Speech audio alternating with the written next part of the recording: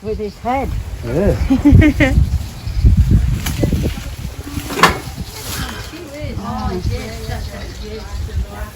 Yeah.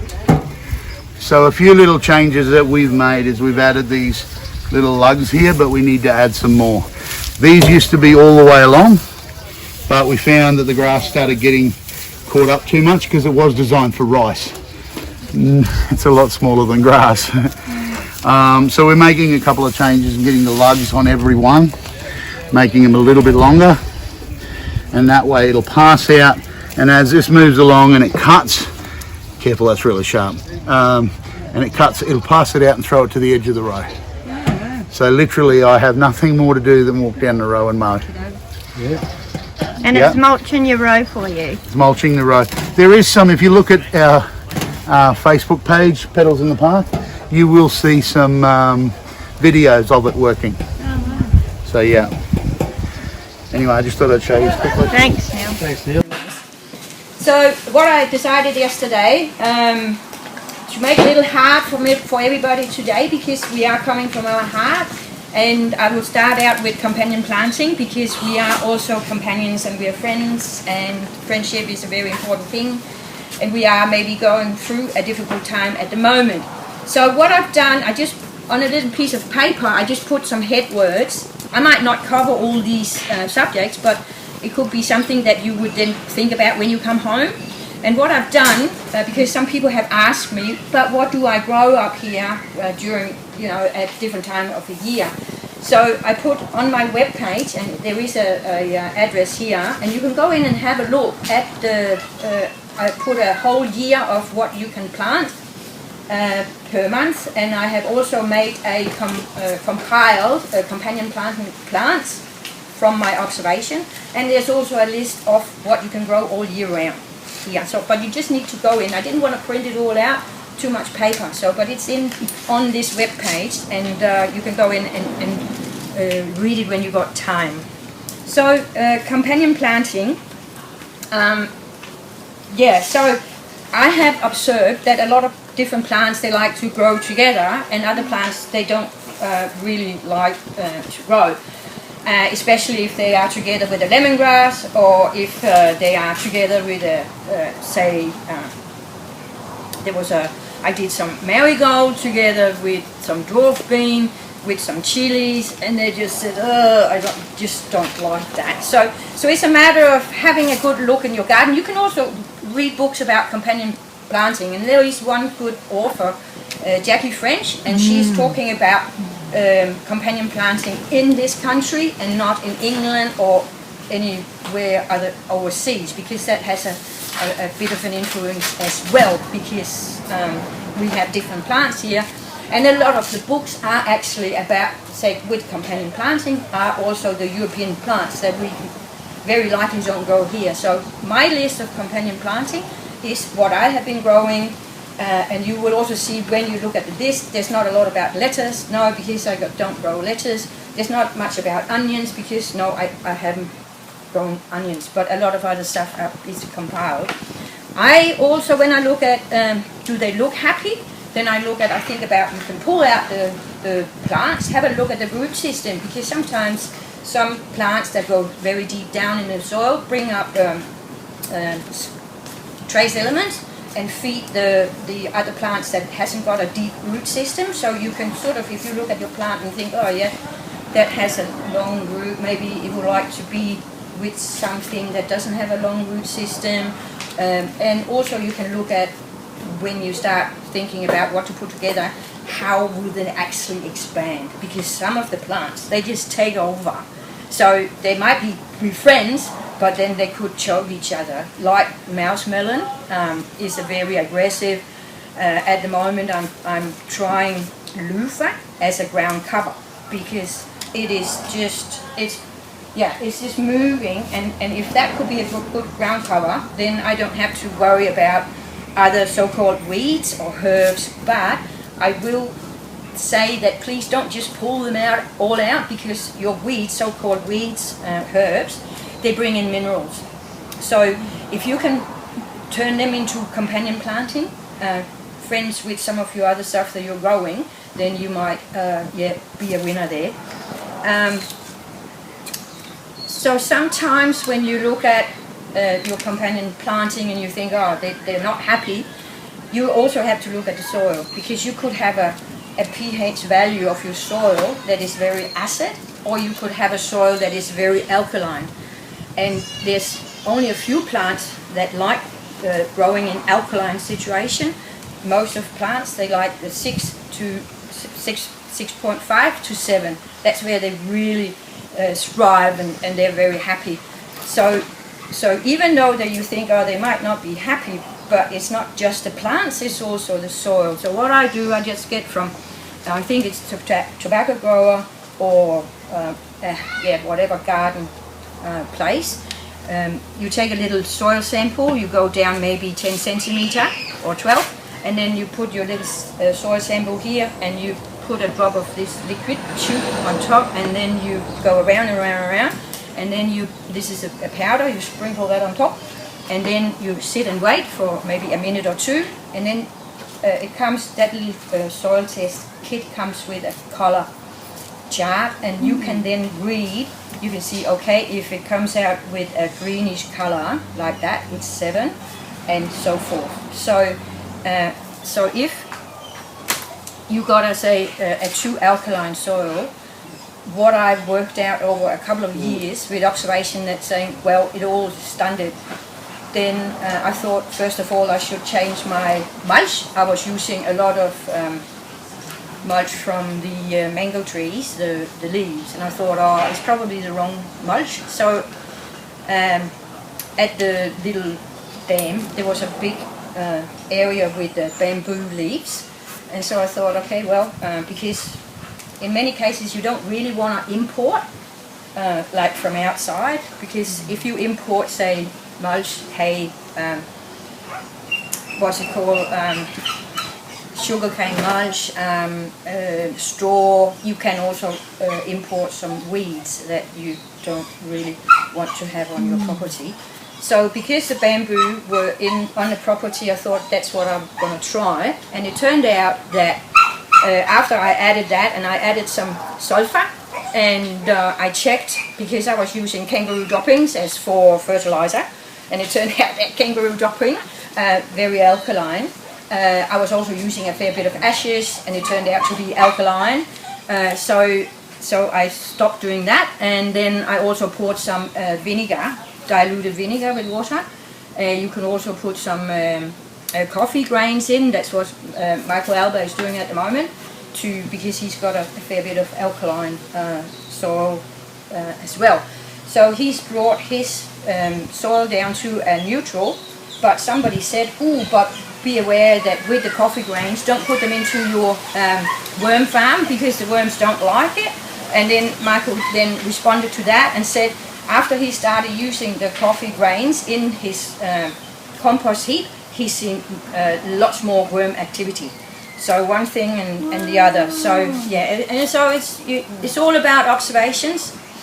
And then here the other day, I thought, my marigold, I put out all my marigold out to deter all these grasshoppers and get them to go somewhere else. And here they were. nicely sitting and enjoying my marigolds. So now I thought, oh, is it then a decoy? Like, because then you can plant them as a decoy and then they can eat them all and then don't worry about it. So there was a friend who had a citrus farm, and the white cockatoos came in and grabbed all his, he was growing lemons and limes, and they just nip, as some of us know.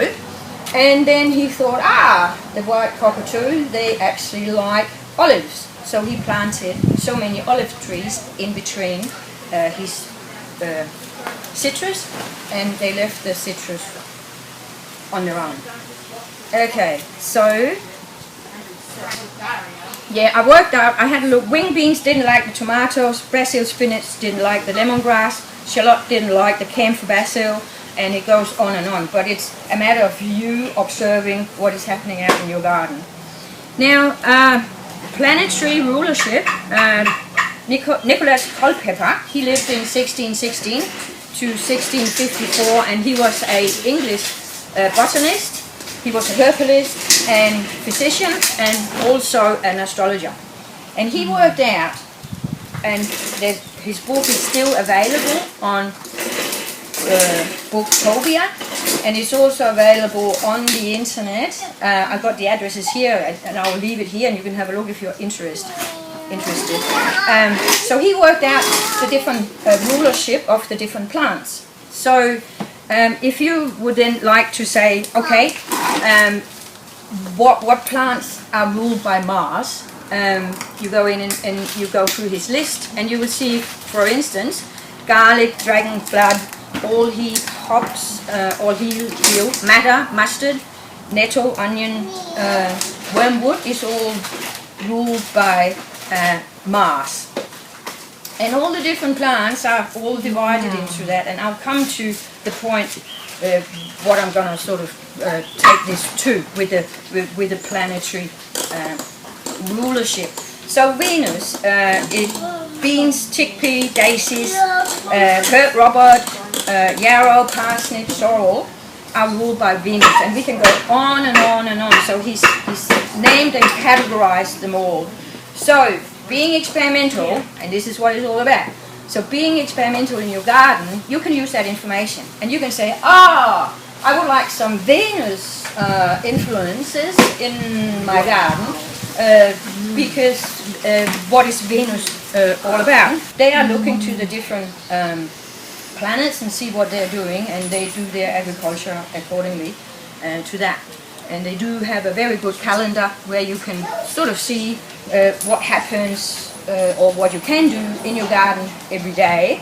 And it looks into the ascending and descending moon, and it looks into where the moon is in a constellation.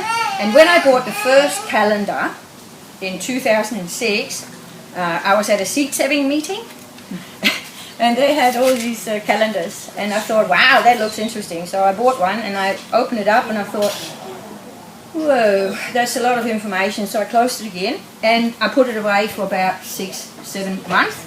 And then I finally found the biodynamics up here, because we have been looking for them, but we couldn't find them. So it was before that they were sort of advertising and what they're doing. And I was going to have a little list here of what is happening, like what workshops are due with the biodynamics. But that tells you about planetary influences and how you can grow a garden. And I've thought about, maybe you can do, we know a lot about companion planting, but maybe we can do planetary companion planting as well. Okay. I do a lot of garden brews, and you can choose, there's a lot of different aspects of why you would have a big drum of, say, comfrey sitting in water, and you can use that as a fertilizer for your garden. The different herbs, and I'll just show you this book here. How can I use herbs in my daily life? I have that book. And it's an excellent book, and it's very detailed, and it will tell you all what the biodynamic accumulator is in each of the plants. So say if we look up dandelion, we will see there's a lot of sodium, silica, magnesium, calcium, potassium in that plant. And this book has got all that detail. So when you think, oh, my garden might need some potassium or it might need some magnesium, you can then look up the different plants and see what type of plant have got exactly that content that you would like to add into your garden. So you soak your leaves or the plant in a water drum for, I say, 3 weeks if you don't use any chook manure or cow manure or horse manure. Then if you use the manure, I let it go for 6 weeks. And then I stir it every day, and then I pour it out in the garden, and that way you make a natural fertilizer. You could also say, oh, I got a lot of weed, like herb, that I don't like because it's prickly and it's where I'm walking all the time. So if you got something that you would really like to get rid of, what you can do is what we call peppering. So you take this prickly weed and then put that in the drum on its own, and with water, and let it sit for maybe 2 weeks, and then you go back to that area where you picked it, and then you water it back in, because that weed is growing there telling you that it's lacking a mineral, and that mineral is in the plant. So when you soak it and then you pour it back on the ground, you're actually fertilizing that ground with that mineral that's lacking. I saw it in the veggie garden where we were walking, and so I had to do 4 applications, and then that weed was gone. So sometimes we just have to be patient. Yes. So, and it goes with, a lot of us know that comfrey, that we've been using comfrey in garden brews over the years, but it is because the minerals in the plant is coming back to the soil. And you can also add crystals or gemstones, and the energy of the crystals and the gemstone will be in the water as well, so you can actually pour that into your garden. I think about myself as very smart and sometimes too smart, but I don't realize that before I've done, whatever shouldn't have happened or whatever. But, so I thought to myself, we were house sitting in this little garden, and the herbs were not growing really well. Well, to my standard, I thought they should really, grow much better. So I thought to myself, because I just learned about crystals, that you can actually ask your crystals, you can program them and say, dear crystal, I would like to, if you could work together with me. And so I said to these 2 guys here that I found in Chile or Argentina years ago, so I said to them, please could you help me to grow the herbs quicker, because we're only here for, 3 months house sitting. So I put them out in the evening. So this is the herb bed. So I put one there pointing, the female pointing towards the middle of the herb bed, and the male pointing that way. And then I said, you do whatever you need to do tonight, and then we'll see you in the morning. And the herbs have grown about 15 centimeters overnight. So I thought, whoa, girl, just step back, and just think about what you're actually doing. Yeah. So, but that was amazing. And what I also do with the crystals, we had bandicoot coming in, and at that time I didn't have any fence around the vegetable garden, because I don't really like to have a fence. But the property was chock full of kangaroos, and it also turned out that there was a lot of bandicoots that I wasn't aware of. But so we had sweet potatoes in the ground, and then one morning, they were sort of more or less all chewed, and I thought, this is weird. And so we went out in the evening with the torch, and then here they were, little darlings. So then I had some other smaller crystals that I then programmed and asked them to keep the bandicoots out of that patch. And of course I shouldn't have planted potatoes anyway in such an open garden area. However, so and that worked. I put them out around the little bed of sweet potato. and they kept away for about 2.5 months. Then they came back in again. I grabbed some new crystals and asked them to help me work to keep them out of the patch, and it worked again. And then after a little while, they came back. So there are things that we can do with crystals and gemstones, and be aware of it. I came across a very interesting thing when we were traveling in New Zealand last year, and I would like to share that with you because that could be a brilliant idea for us to do up here. So it was it started out with a few people who came together, and they decided, what a brilliant idea, we will map all our fruit trees in our region or in our little town.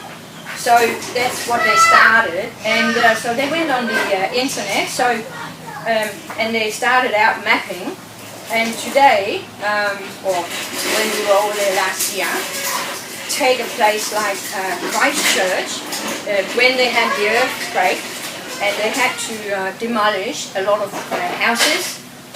They did what they could to save all these old fruit trees in all these gardens, and a big area in Christchurch is now a public park because all the houses had to be demolished, so it's a park. So the Christchurch Council, they mapped all the trees. So they know that they got 250 cherry trees, they know they got 533 apple trees, and it goes on and on and on. And what they've done, and this is what I thought, it blew me off the planet. I thought this is great, because it's a way of, and they put it out on the internet, come and pick because the cherries are now in season. Right, so it's not to waste food. So, and then they leave a message saying, please help yourself, but leave some food for other people who come here. So it's a matter of sharing. And I thought, wow, that's what we're going to do in Mariba, that's what we're going to do at the Tablelands. And yeah, so hopefully somebody would like to take up that idea and share that food. I know that there's a few, mango trees on public land, and yeah, so I just thought it was a great idea. And also, and this is not just Christchurch, but it was just an example, because it was almost every larger town or the cities. And what they also did, they made room, say, for people who had an excess or surplus in their garden, like in a private garden, but they couldn't manage to pick themselves. Then people could put their name there and say, I'm in such and such at a place, please come and help, come and get the food before it all goes rotten. And what they also, so I thought that was really, really good. And another thing that we saw, and I think it's because of the enormous poverty, we saw a lot of food stalls. And there were private people who made little stalls, put them out on, wherever in the streets or in the parks, and had a little sign, please help yourself. We met some people, one lady at a pub somewhere very isolated, and we got talking, and she said, I have to buy bulk when I go into town, because they do their own, they have a full kitchen, so they did a lot of cooking. So she said, but I know that I can't always use all that, but I still buy bulk because it's cheaper than me buying 2 bananas and 1 cucumber. So buying the bulk, she put whatever she couldn't use, she put that out in that street stall. So that was how they were helping each other through a very difficult, beautiful time. Yeah, Yes. beautiful. Goosebumps. Yes. If you want to read about some of Culpeper's, because Scott Cunningham, he has made an encyclopedia of magical herbs, where he's listing what the different herbs are ruled by, and these two, and this is about the gemstones, the magic of the gemstones, and they're both available at the book Topia. Yeah, very good books. I know that we're running out of time, and we want to do the garden walk, but I'll just let you know that I do have a couple of things to show you, but those who stay behind after the garden walk, you could come and have a look. Because I make my own collections. I pick a little creature in the garden, and this year I picked butterflies. So I get all sorts of different stuff about butterflies, and I stick it into my book. And then if I need to read about it, yeah, I can sit down and read about it. So it's all done on the textile pages, because most of my time is hooked up with textile creations. So this book is called Butterflies, A Comprehension Guide, volume number 1. Now when I go out in the garden and I see things and I hear whoo, several whistling ducks flying over, I write it all down in my book. So I got my garden journals, and I really would like to say it's a great idea. You might think in the beginning, oh yeah, it takes forever to sit down and write it all down. But when you when you relax maybe in the afternoon or late night, and you sit and write about what's happening in your garden, and I write down when I sowed this, when it germinated, what came out of it, and why were the kangaroos not at home, and what is thru doing.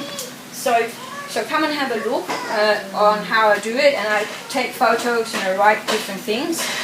And also, that's another part of being experimental. I made this little book. It's also just clippings, but it's called Junkyards and Beautiful Gardens.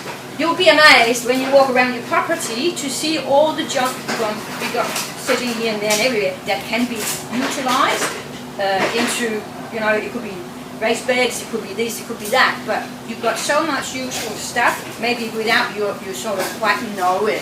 So this hopefully can be of inspiration, this book here. I think that's it. Yes. Okay, let's go garden. Oh, that's beautiful. Thank you. Thank you, Ulla. We're on? Yeah. So welcome to Petals. This is us. I don't need to go into the history too much, but basically my wife and I were flower farmers, and through a period of events, I call them directional events because they definitely steered us in certain directions. We ended up here doing syntropics. So what is syntropics? Probably the easiest way to explain syntropics is to first explain entropics or entropy.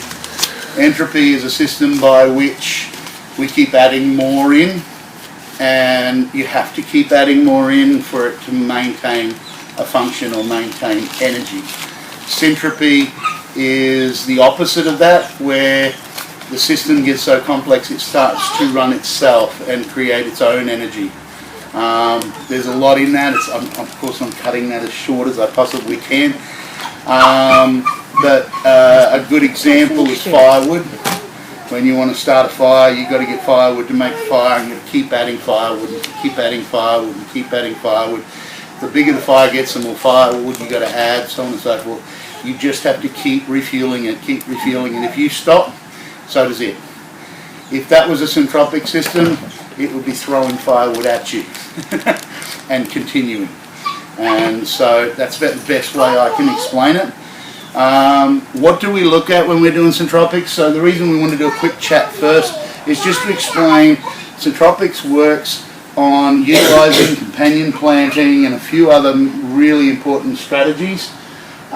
This board means sort of not a lot unless it's fully explained, but what we've started to do is identify what plants sit where, which plants work with which plants, and how they operate together and how that function, and each plant has a certain function, but not only does it have a function, it changes its function according to us as a species in the system. So for us, you'll see today where bananas have a function of being a sponge and pulling up water, and yet at the same time they have a function of being a food, depending on which species is in which system.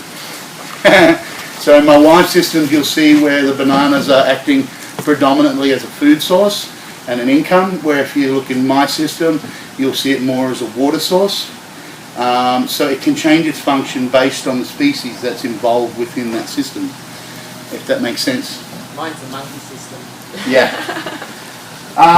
The easiest way to explain the basics is going back to the principles. You've probably seen some of these principles. There was 5. Currently just added 6. I won't confuse you with the 6th one, but I'll mention it.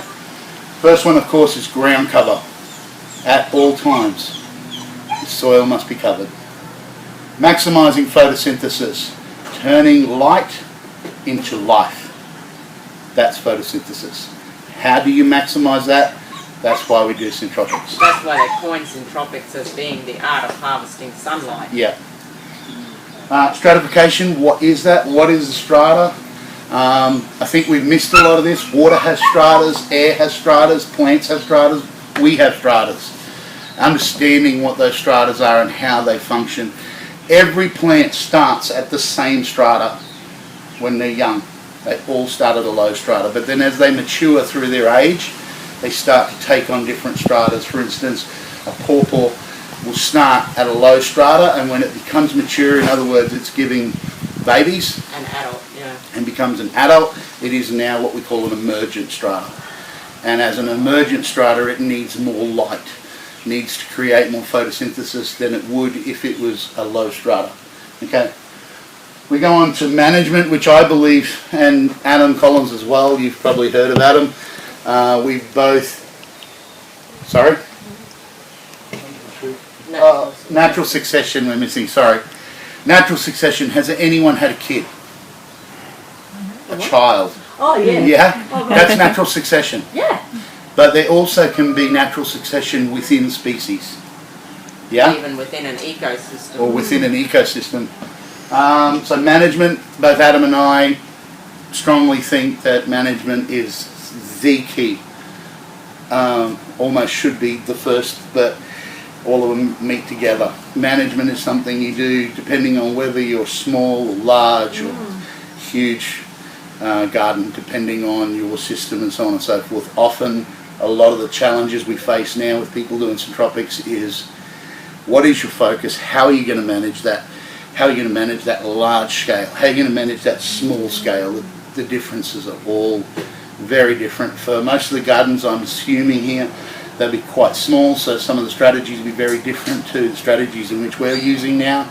We're trying to use a medium-sized strategy, which is a lot more mechanical based, so we don't have to work as hard because I'm lazy. And then finishing off with synchronization. Probably one of the, again with management, one of the most important, I believe, synchronization. As we're getting into year 3 now of doing this, we're starting to see how much synchronization plays a massive part.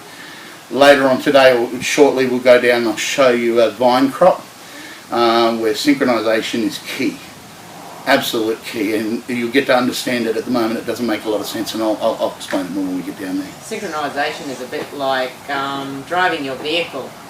You know how fast you can go in first gear, but you need to move to second, to third, to fourth, and it's like a gear change that happens throughout the systems, and how to manage that and smoothly move from one gear onto another. As you're driving, the system is driving itself, Otherwise, you're going to get, if you try doing 100 kilometres an hour in first gear, or you try to start off in fourth gear, it's not going to work. So as plants and species develop, they change function.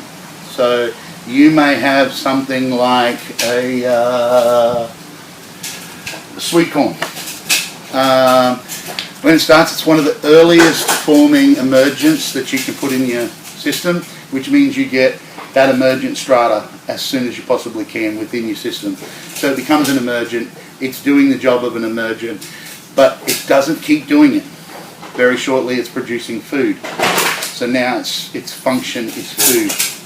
But as soon as it produces food, it's going to go into a space called senescence.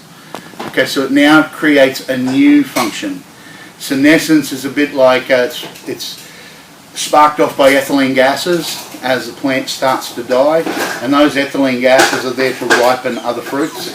So it could be used at that point in time, if you synchronise everything properly, to help you ripen other crops on the time in which you want them to ripen. But it may not have that function at the time, and you may be cutting it out and it be turning into biomass or water.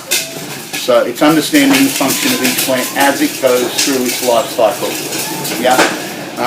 One of the big reasons that we've done this here is just to help people understand. So in short, you want to create quantity and quality of consolidated life in your system at all times. Ernst Gosch says that every species is where it is out of pleasure and completes its function out of pleasure, but it's also there for a particular reason. And so we need to make sure that when we're trying to recreate and speed the system up of bringing life and quality life, that we make sure we pack it as full as we can. A lot of the times we see farmers today where they'll plant one plant here and it's creating a paradise for itself and to make where it is better than what it was before, but we go and plant another plant over here. Why can't we put them together? Because if we put them together, they both start creating life to make that place better. So really we've got 5 in there, and now we've got the area's 5 times better. Well, why not put 11 in there? Now it's 11 times better. Does that make sense? Yeah. But somehow we think, oh, space is important. I've watched today, but I've watched today as we've worked around this little room and someone will stand to the side and someone will walk past and then they'll move back again. Plants do it too. Yeah. I can show you out in there where the plants are actually making room for other plants. When it doesn't quite happen because we have messed around a little bit too much, that's when management comes in, and our job as a species in the system is to make sure we start setting all that up so each plant operates according to its strata. Okay? So on that we'll go for a quick walk unless you've got anything else to say. No, and at this point in stage in time, we're about harvesting as much sunlight as we can, but a really key point is now what we're facing in the future, we call it planting water. We're constantly creating deserts the way we've been doing things in agriculture, and we need to go back to the natural way of ecosystem planting and get as much diversity in there and get the fastest turnaround we can of everything accumulating more life and getting better. We've been so fast at degrading everything, we need to turn it around. Yeah. Okay, let's go for a walk.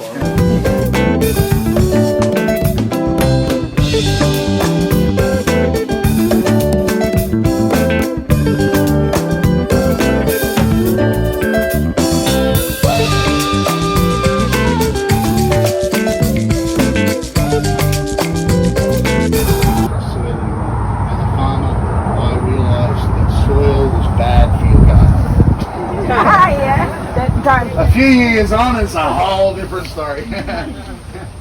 But what you're looking at here now is a whole heap of stratas fulfilling their purpose over time. And this is only in 3 years. Wow. So these turmeric now, you can see this, the bananas are starting to make their way through. We spent $1,000 on seed, grass seed. So, well, we named a few. But just to give you an idea, when we planted these rows properly, they had 24 species in the row.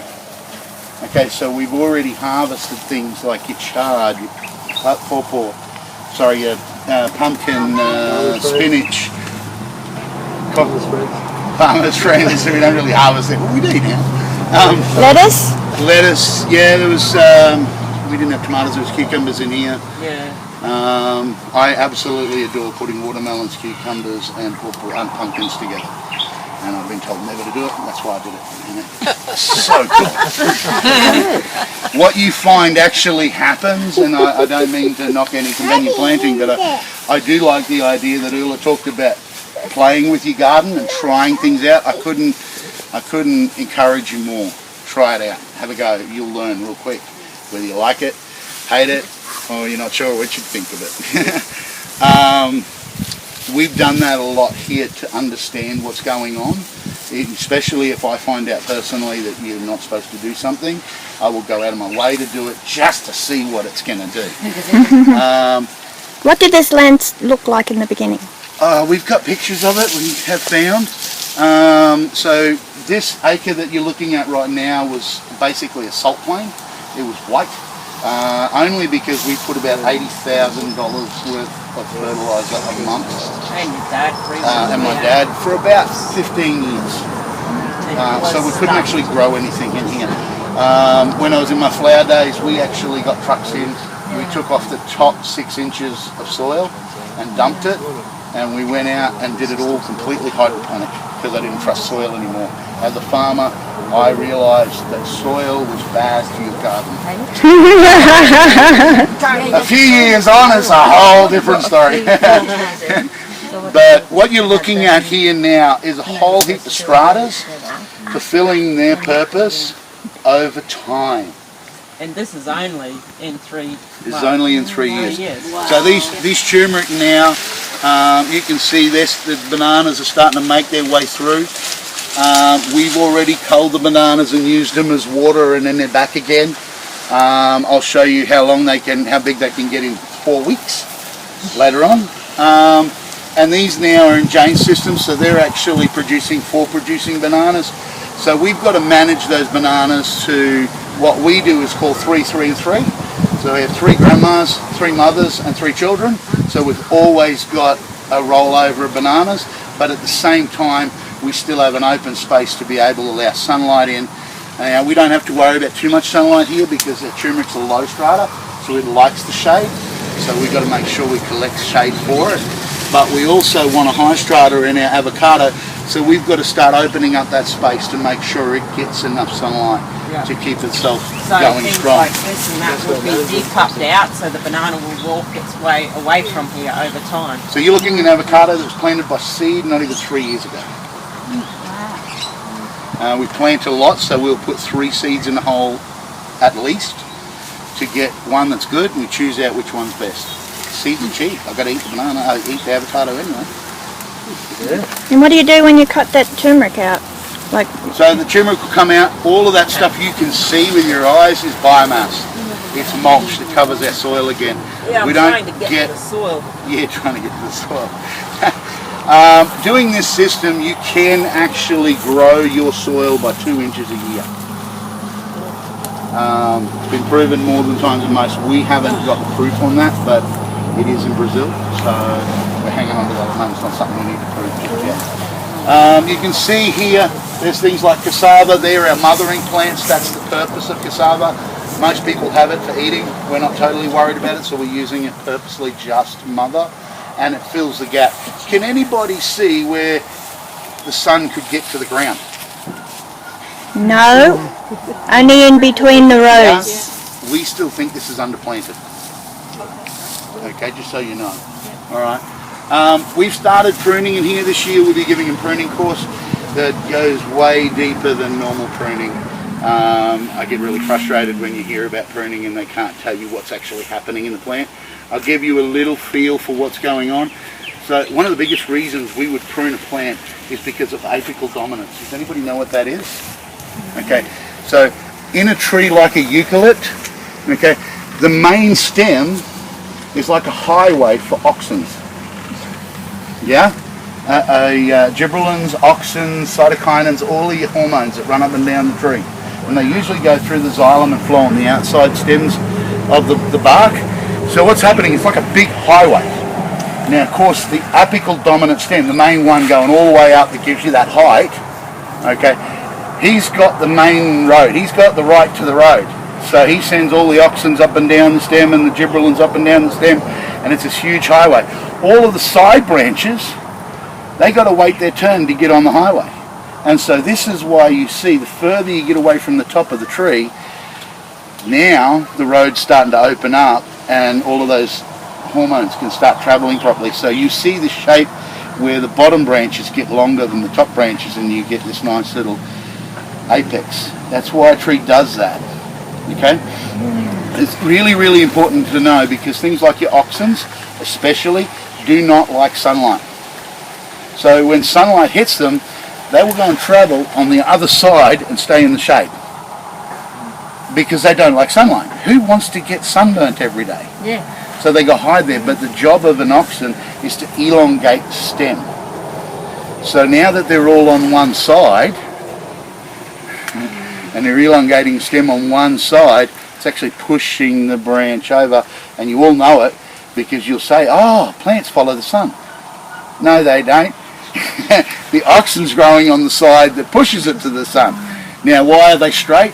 Because sometimes the sun's on that side and sometimes it's on this side. Okay, so it's really important to understand simple little things like that. What's happened here is you can see I've topped out and pruned the apical dominant stem. Because I did that now, the highway's been opened up and everywhere down that stem can go nuts. Now they're all fighting for apical dominance to see who can have the most, and that's why she's all hairy down the middle. I will then come and use that. That's my biomass. That will just come off and get put straight down as biomass in the row. I need that, so I'm not worried about it. But hence the reason why we use eucalyptus in the systems here. It doesn't have to be for every system. Look at what nature's doing in your systems, and you might have a different tree species being that pioneer. And yeah, eucalypts are valuable. There's nothing for here, there's nothing faster growing, creating enough biomass that you're not having to bring biomass in. So just quickly on that as well, over here in your avocado, why would you top an avocado out and take the apical dominant stem? Because I want to pick fruit.